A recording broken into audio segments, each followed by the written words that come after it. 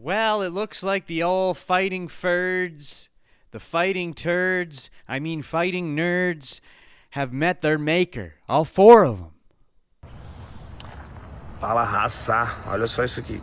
Corte aqui, meu olho.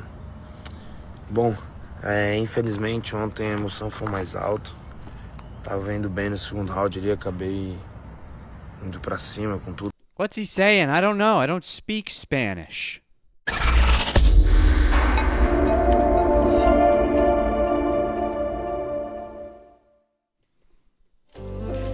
Okay, I guess this is the one. This is the time. This is the Netherlands!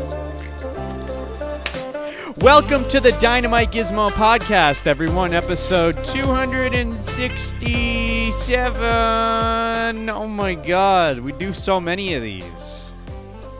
I do so many of them. I do one every week. I don't think we need an intro like this anymore. Wow, I don't even remember the saying. What do I say? This is today's card. It's tradition around here to show you the card, but it's not tradition to show you it's on the card, but we find out what because we'll talk about it. Hey, I remembered.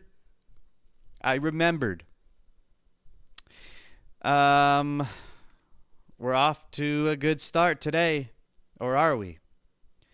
We just had UFC Noche this past weekend. Diego Lopes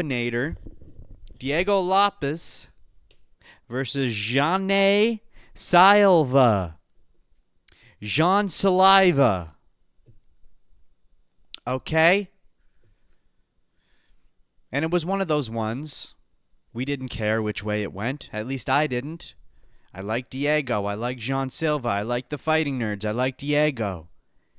And Diego won. He creamed Jean Silva's khakis. He took his pants down, he took a spatula out, he scooped out some butter, and he slathered his ass with it. You should have been there. You should have seen it. It was nice. I seen it somewhat live. Couldn't watch the full thing because I was preoccupied at an event. So I had to go back and rewatch it. I had my laptop available and ready to go, as always. It was on a table, I was watching it, but my full attention wasn't there. And since there's no fights this weekend, maybe I'll do a UFC Noche rerun for myself. Watch all the fights that I missed, because I missed a bunch. Maybe, I don't know. I don't speak Guatemalan. I really don't. I want to oil you up. What the fuck does that mean? Thanks, Dana. And I don't like Eminem. I need more sound bites. I say that every time. Doesn't it feel weird? Doesn't it feel weird not having a UFC event on a weekend? They're so common nowadays. You get one every weekend, so when you don't get one, it's kind of like, maybe I should do something with my life. Maybe I should go out to a Mexican restaurant and play some mariachi, listen to some mariachi music, maybe have a couple tacos. I don't know. It just doesn't feel, there's an empty void that hovers over you while you sit around and wait for the next week to come. It's as if weekends nowadays are void without the UFC. It doesn't feel right. It feels like there's something missing. It's like when a family member or a brother or a significant other goes away on vacation and you're used to having them there in the house, and then all of a sudden they're gone. What do you do now? I miss them. Come back, please. Come back. But it's okay. We'll have something next week. Reyes is back. But we're not talking about that. I want to talk about Fluffy Hernandez. Anthony Fluffy Hernandez. He was supposed to fight. Now he isn't. there was a somewhat much, I would argue very much, stacked lineup for the Vancouver UFC card on October 18th. Now, I was originally planning on going to this event, but the moment the general admission tickets were available, they sold out in a second. And I'm sure this is pretty typical for UFC events, but I've never actually gone to one. And I wanted to this time. I said, might as well treat myself. They're in Canada. I might as well go. Sure, it's in British Columbia. I'll have to fly over there and pay $1,000 for a flight and pay $2,000 for a hotel. But maybe I'll do it. But nope, tickets were gone. Tickets were gone, and the only tickets available were the really, really expensive ones. And I wasn't going to do that. But whatever. I'll wait for it to come back to Edmonton, because I'm sure it will. It was in Edmonton last year, in November, which was my birthday month, and that would have been the perfect opportunity to go. But I decided not to, because the card was not as stacked as I wanted it to be. And that is a terrible mindset. Just because a card is not stacked doesn't mean you still shouldn't go. I've talked about cards before and how people complain about them, whether or not they're stacked, and we're not going to get into it. But all I'm saying is, if UFC's in your hometown, or in your home area, your home state, your home province, your home country, an area close to you, just take the opportunity and go. Okay, you might get surprised. It might be good. Or it might not. It might be shite, as the Scottish folk like to say. But to be honest, I'm glad I didn't actually buy tickets for the card in Vancouver. Because now the main event is completely fucked up. Anthony Fluffy Hernandez is no longer in the main event against RDR. I don't know if you heard, but it got changed. Now we've got Brendan Allen in the mix. Brendan Allen's here. Woohoo. Whoop-de-doo. Brendan motherfucking Allen. All right? The Anthony Hernandez versus RDR fight was not only the middleweight fight everyone was looking forward to, it was the fight that would determine who gets the next title shot. That was the one. It was between that one and the Kyle Baralho versus Imavov fight, which we saw. Imavov won, and now we were waiting for Anthony Hernandez to step up against RDR, and now it's in the trash. It got flushed down the toilet. Like the big shit that I just took. I just took a huge shit. It was the biggest one I ever took in my entire life. Big, solid logs. I couldn't believe it. And I was so thankful to have a bidet.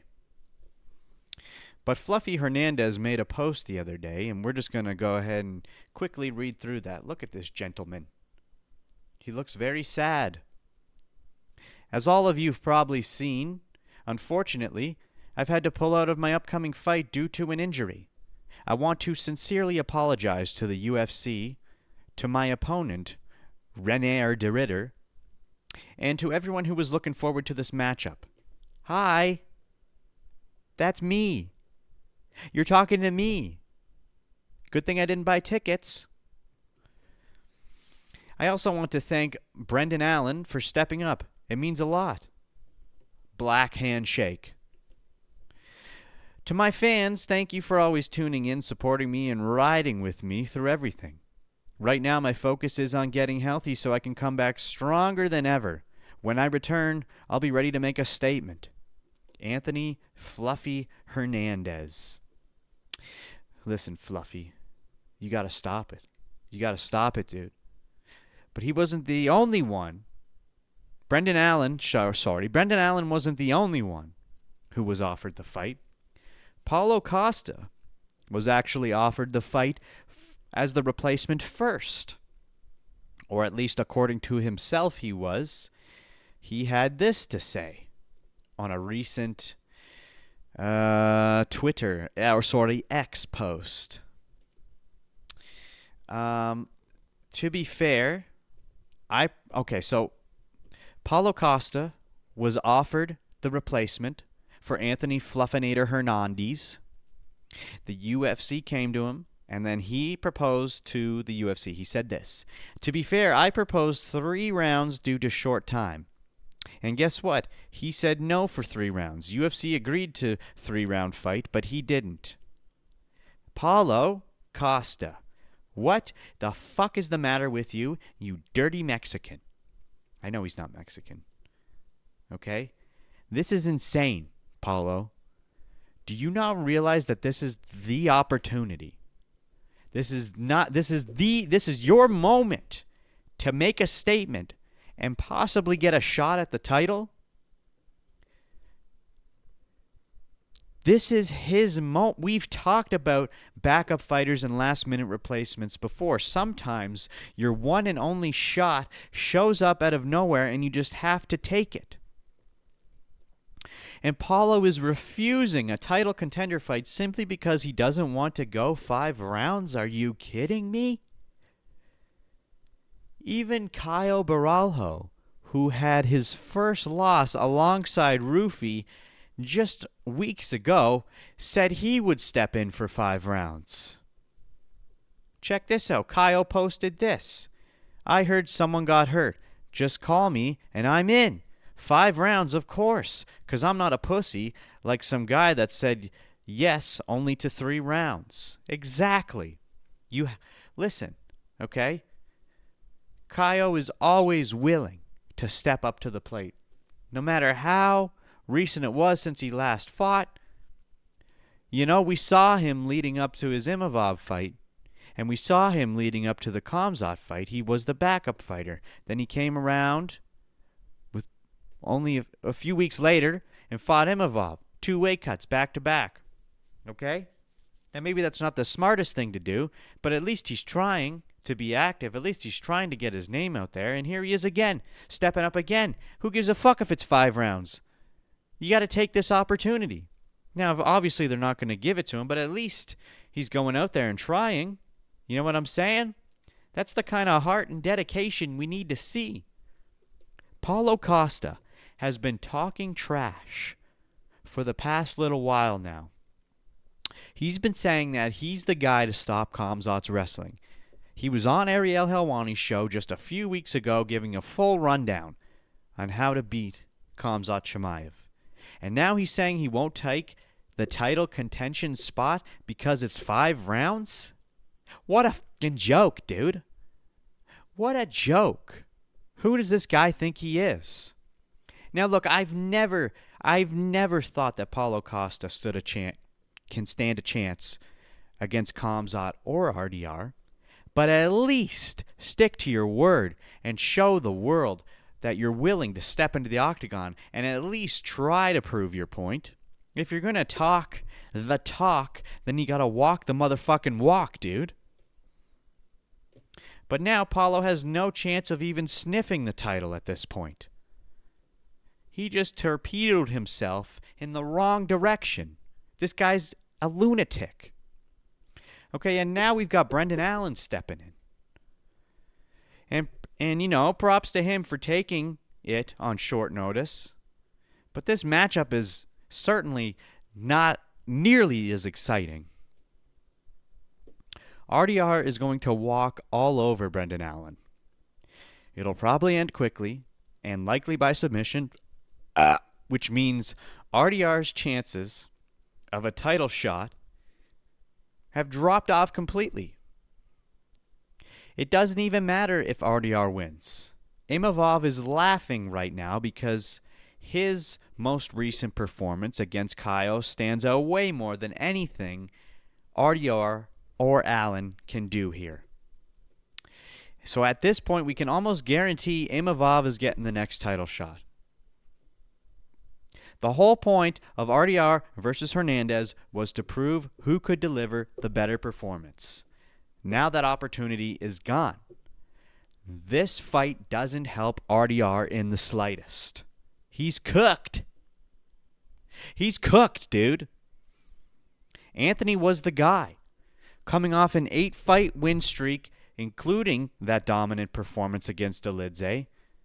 Brendan Allen, meanwhile, is on a one-fight win streak after beating Marvin Vettori in July, and before that he was on a 3-fight losing streak to Kaio, Fluffy, and Imavov. Most of his wins come by submission. If he couldn't get past Kaio, Fluffy, and Imavov, there's no fucking way he's beating RDR. The only way RDR gets a title shot after this fight is if he puts on an absolute spectacular performance, something that has everyone talking afterwards.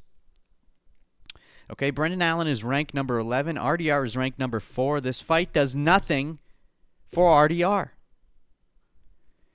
And if for some miracle, Brendan Allen does beat RDR, he's still not getting a title shot. Doesn't matter how he does it. Brendan Allen's not getting a title shot from this fight, if, for whatever reason, he did win. Now, if we look back at Fluffy, he's in a rough spot right now. 100% rough Blumpkins for Fluffkins. After all this time, Anthony Fluffy Hernandez took to prove that he deserves a title shot. He's backing out of one of, if not the fight that matters the most aside from the title shot itself. And on top of all that, Fluffy Hernandez has now pulled out of 7 fights. He's pulled out 7 times since 2021, which includes this one. That's not only hurting his title chances, it might hurt his entire career. How many more times can a guy pull out before the UFC cuts him? We've seen it happen before. The UFC is a business. They won't let a fighter keep backing out no matter how good he is. Missing weight more than once is the biggest no-no in the UFC. That gets you cut. But repeatedly withdrawing from signed fights is next on the list. He only has so many chances left. If Fluffy keeps this up and doesn't take better care of himself in training, I could see a future where he's actually cut from the UFC. Another great talent with huge potential, pushed to the side, brushed away. It can happen. And I could see it happen. As crazy as that may seem, it has happened before, and it could happen again. He keeps hurting himself. He keeps backing out. Too many times. Now imagine if this was the title fight. Imagine. So let me ask you. Does RDR need a highlight reel finish over Brendan Allen to stay in the title mix? Or is Imavov a lock on the situation no matter what? And after 7 fight pullouts since 2021, is Anthony Fluffy Hernandez at risk of getting cut? Or does his skill set keep him safe? I need you to tell me right fucking now, you gross, disgusting hermaphrodite. We are the poop of the nation. We are the poop of the nation. You ever just take a shit and it was so big that afterwards you feel like a different person? That's where I'm at right now. That's where I'm at right now. At the beginning of this year, if you'd asked me whether the Fighting Nerds would lose their collective undefeated streak, I would have said, not a chance. After Carlos Prates took the first loss of the year, if you'd asked me whether the rest of the Fighting Nerds would lose their O, I still would have said, not a chance. Then Carlos made his comeback and reclaimed a win, and if you'd asked me again, I'd have said, not a chance. And that is exactly what I did say. And god damn it, was I ever wrong. The Fighting Nerds have all taken their first loss in the UFC collectively in one single year. Anything can happen in MMA, my friend. Doesn't matter how strongly you believe. It doesn't matter how strongly you believe. Someone's going to lose eventually.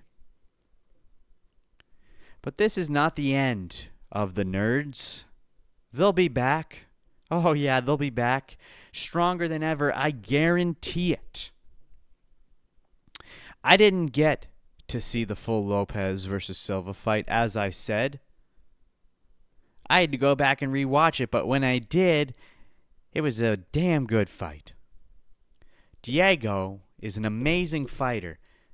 And the chin on that fucker, the chin on Diego is crazy.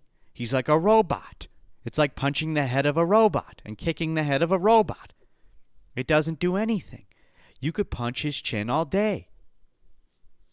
Now, if Jean Silva had won that fight, it would have put the Fighting Nerds back in the good graces of the casual fans and, more than likely, positioned him for a title shot in the featherweight division. Or at least serious talks about it, or he'd be one more fight away from it. But now that he lost, that door is closed for the moment. So who is next for the featherweight title?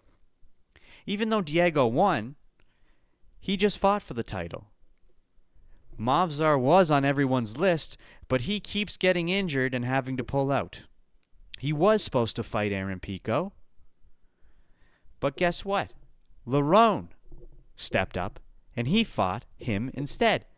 And not only did he fight him, but he gave us a highlight KO of the year. And Lerone now shares the same record as Movsar and absolutely proved himself with that performance against Pico. He showed the world that he is not just undefeated, and he is actually exciting, because most of his wins were not exciting, but this one was, and he's ready to go. But Movsar himself is calling out Diego for a rematch, and also wants to fight Lerone, as we can see here. Congratulations, Diego Lopes. Let's do the rematch, or maybe I can fight Lerone Murphy. It doesn't matter, any of these two guys. Okay? You gotta feel slightly bad for Movsar, but at this point, it's like a whole nother Anthony Hernandez situation. Buddy keeps backing out.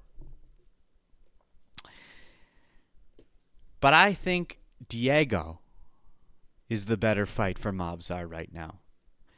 Obviously, you know, they're not going to give him Lerone.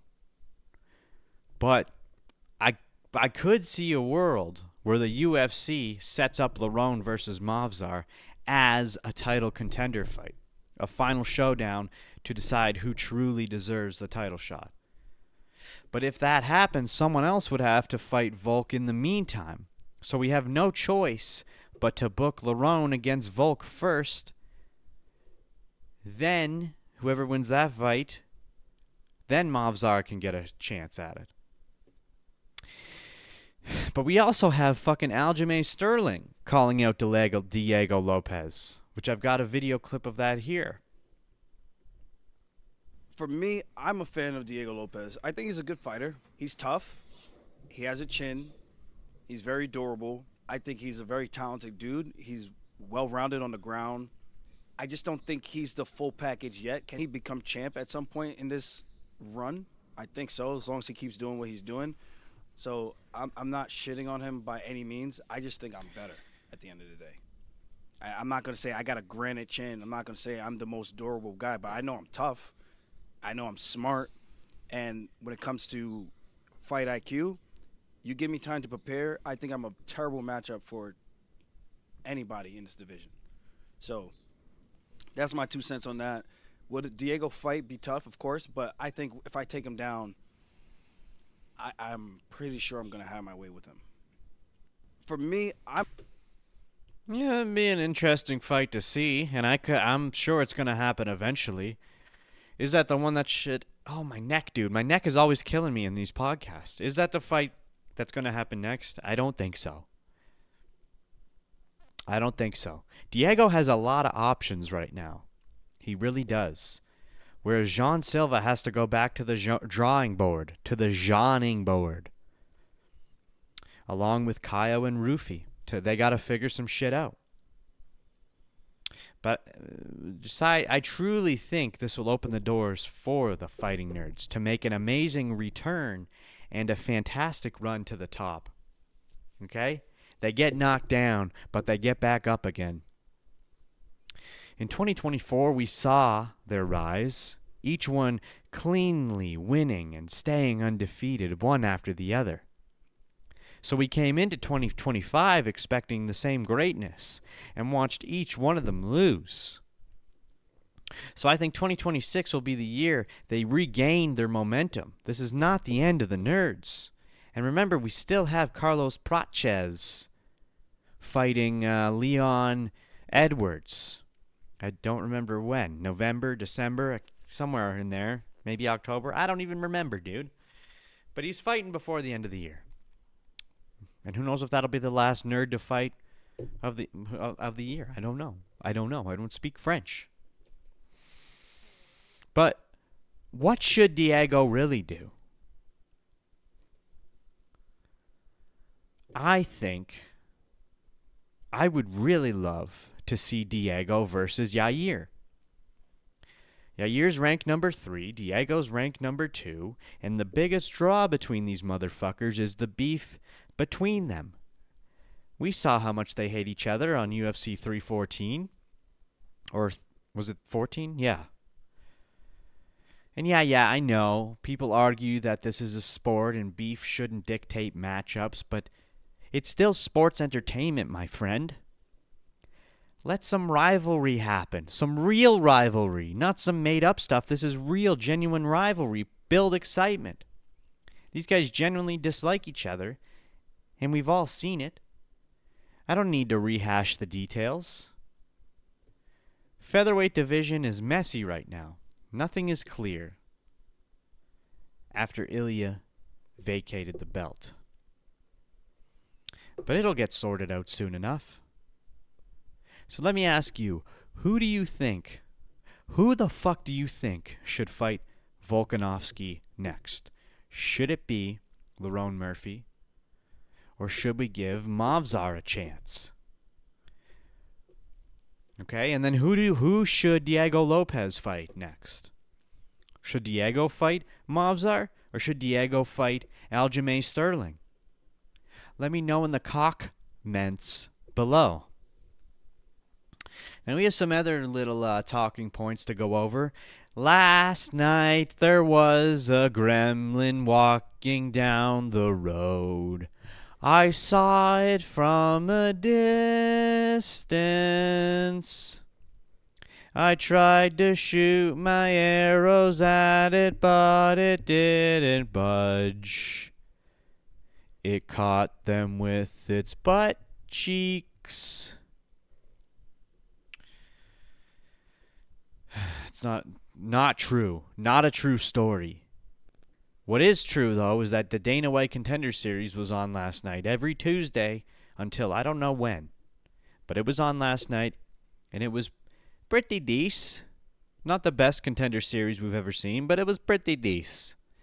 Okay, and it was pretty decent because the Canadian former bantamweight champion of Unified MMA came in for his Contender Series debut. And he fucking won. Chad Chovancek. Chad Chovancek. Canadian boy. Trains out of that place in Niagara. Top. What is it called? Don't remember. But he's in the UFC. He got a contract. I love seeing the Canadian boys step up to the plate and give us a little side of macaroni salad. God damn it, I love macaroni salad. But we got another Canadian on the board. The Canadians are they're rising up, dude. We're going to see some Canadian fucking title contenders soon. I guarantee it. Okay? Now, Sean Strickland. We got some Sean Strickland slight news. Not really. But he did post this. Well, the suspension should be up in November. I need a fight. Suspension should be up early November. Vegas, December. That'd be sick. Put him on a December card. End the year off with a Strickland fight. That'd be cool. But who should he fight? Let's take a look. Let's see. Let's go to UFC.com. We know he's not going to fight Caio. Unfortunately. Let me see here. We know he's not going to fight Caio because they're pretty good friends, and they already talked about this. And they said unless it absolutely needs to happen,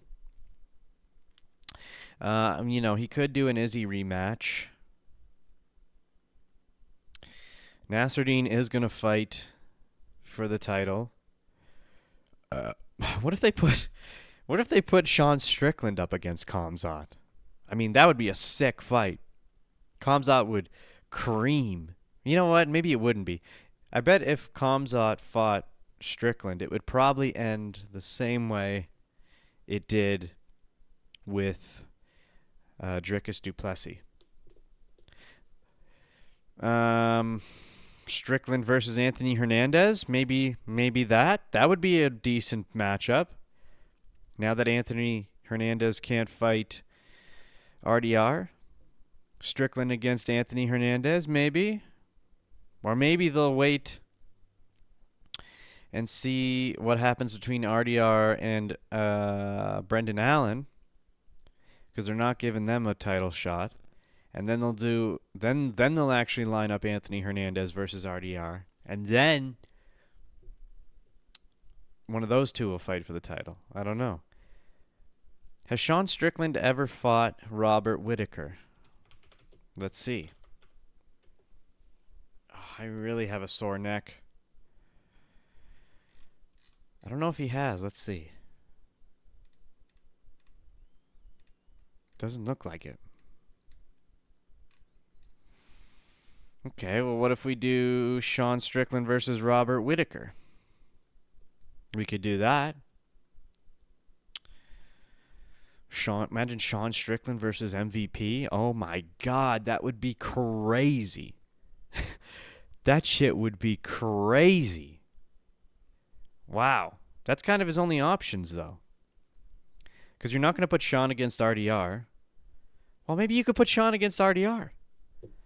No, because RDR is fighting next month. So if we want Sean to fight in December, Sean's options are Anthony Hernandez, Robert Whittaker, MVP. And I guess that's really it. He's not going to go farther down the list. He already fought Costa.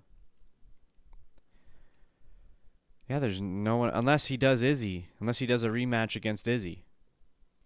That's kind of his only options.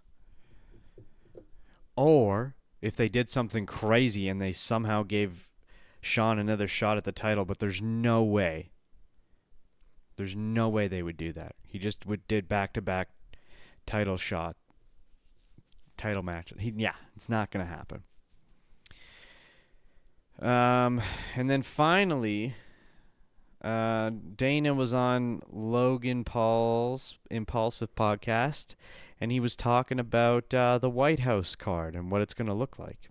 And I guess it's actually happening, which we know is official by now. But this is him kind of describing it. I mean, even people in other countries will want to see. And the way that we're doing this thing. Like, let's say this is goofy, but this is the octagon, right?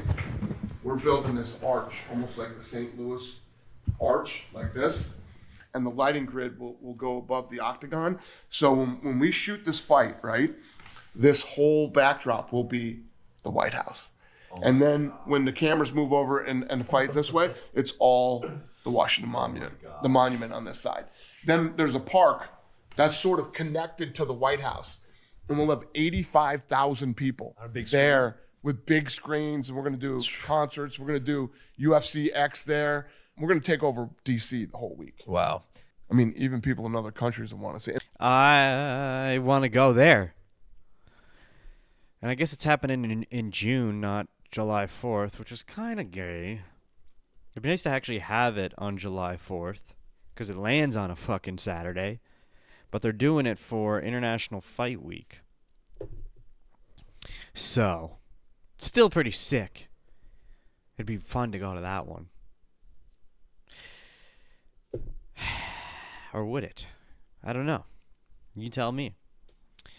That's really all I got for this episode. There's nothing really exciting going on in the world of UFC because there's no fights this week.